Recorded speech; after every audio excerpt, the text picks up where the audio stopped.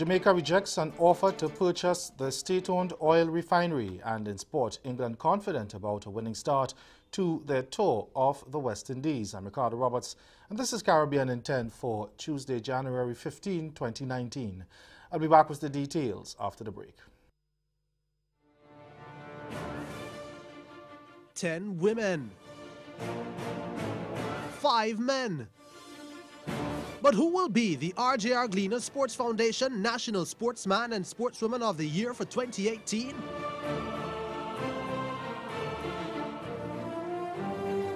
That's the 58th annual R.J.R. Gleaner Group Sports Foundation National Sportsman and Sportswoman of the Year Awards, live from the Jamaica Pegasus Hotel on Friday, January 18.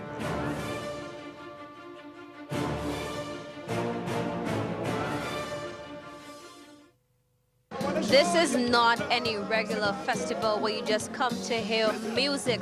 This is a diverse festival, the one and only of its kind, where we have music on display, we have our food, but we have so much of our culture. And right now, we also have some arts and crafts on display, and we're here with the Dominica Arts and Crafts Producers Association, DACPA, naturally Dominican. Good night, tell us your name and tell us what you have on display for people to purchase.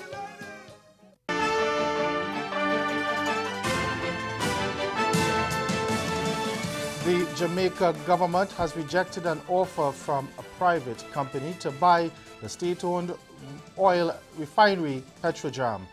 News of the offer from the unidentified company to the Petroleum Corporation of Jamaica, Petrojam's parent company, came days after the administration said it would be tabling legislation to allow it to forcibly retake Venezuela's 49% stake in the refinery. The company had also expressed interest in purchasing those Venezuela shares. But yesterday, Foreign Trade Minister Kamina Johnson-Smith said the government did not think through the offer, which she was made aware of on January 4th, was genuine. We hear her explanation for the offer being refused in this TVJ News report. The company is not in good standing. It hasn't even filed annual returns since 2008. Plus, the company has 2 loans, one for $62,000 and another for 2 million Jamaican dollars. So how now does the government of Jamaica believe that a company that needs to take out a loan for $2 million Jamaican can now make a bona fide offer for $100 million to pay to another company, and about half of that to pay to the government of Jamaica?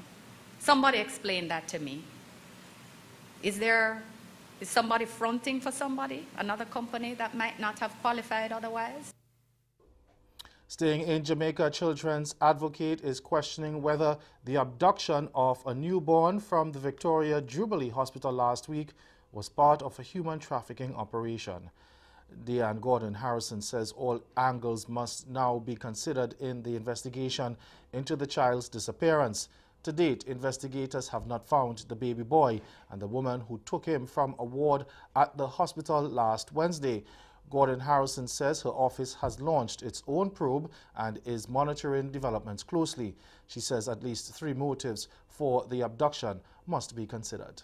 There's the issue as well as to the purpose for which the child was taken. Is it an abduction simpliciter?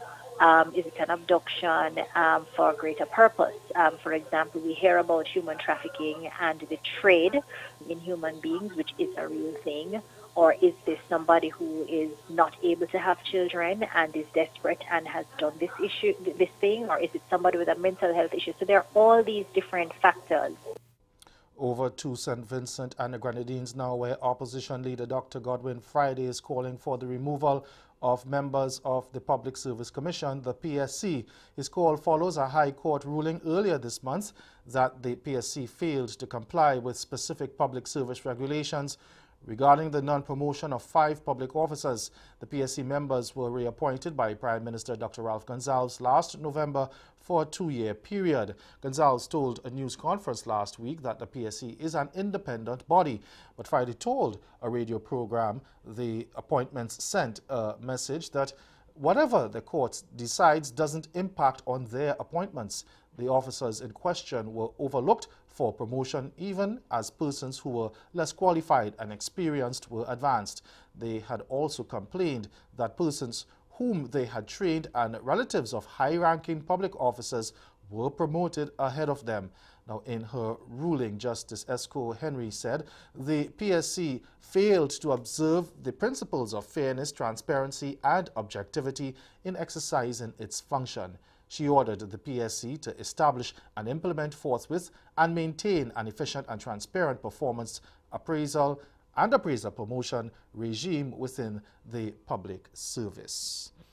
A Surinamese man who was being sought by police in his homeland for questioning in connection with the seizure of a large quantity of cocaine has been found dead in neighboring Guyana. The body of Nitenda Omer Wasing was discovered with a single bullet wound to the head on the Quarantine Beach yesterday.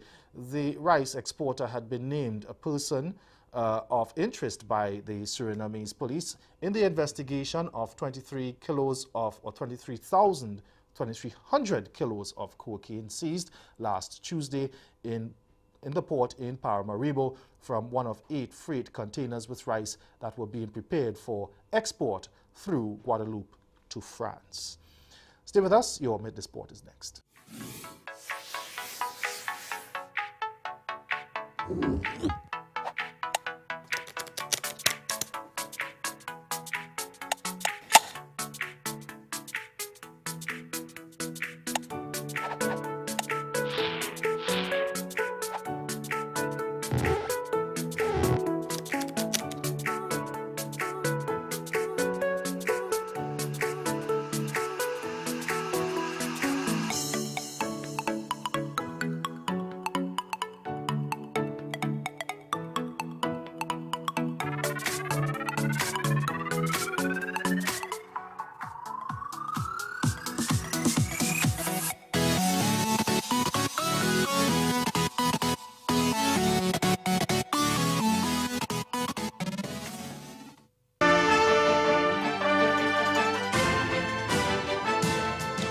Welcome back. The English are confident they can beat West Indies in hot conditions when the first test bowls off January 23rd at the Kensington Oval. This was revealed by England cricketer Sam Curran, who spoke with CBC's Sean Green on the eve of the first warm-up match between England and CWI Presidents 11. The bats, the gloves are all lying dormant now, but that will change in a couple of days' time when the English team is slated to take on the West Indies Presidents 11 in 2 two-day matches. All of this in preparation for the big test ahead, the first test which goes off at Kensington Oval a bit later this month. But first, this strong touring side will flex their muscle against the West Indies Presidents 11. Now, the last time the English were here, the series ended in a draw, with the West Indies celebrating a victory at the region's Mecca. But first things first, the two-day game to sharpen their claws. And with several big-name players in the squad, the likes of Captain Joe Root, an outstanding batsman anywhere in the world, and the king of swing, Jimmy Anderson, England, they're hoping to do well. But it's all about acclimatizing to the conditions as quickly as possible. I think it's one of those where we come out 10 days before the first test and try and get some match practice and practice our skills that we're going to try and put into play when we come up against the West Indies in the first test. So I think it's a great time to get used to conditions and adjust to the temperatures and obviously get used to the environments we're going to be playing in for the next couple of weeks. And that's Caribbean in 10. Join us again at 6:30 for Caribbean Newsline. Until then, good afternoon.